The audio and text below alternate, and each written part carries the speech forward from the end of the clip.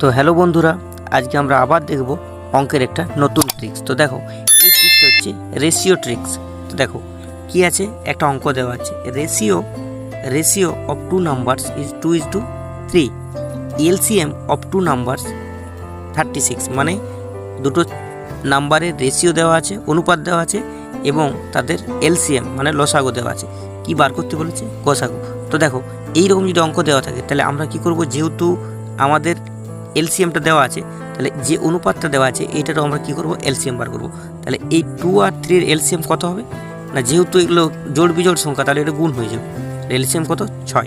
তাহলে এই শেপটা কী বেরোবে না, এলসিএমকে আমরা ওই এলসিএম দিয়ে ভাগ করে দেবো। তাহলে 36/6। তাহলে কত অ্যান্সার বেরোবে? 6। তাহলে এই শেপ কত বেরোচ্ছে? 6। বুঝতে পেরেছ? যদি বুঝতে পেরেছ ট্রিক্সটা, তাহলে এটা তোমাদের জন্য। এটার অ্যান্সারটা করে কমেন্টে উত্তরটা জানিও। Thank you.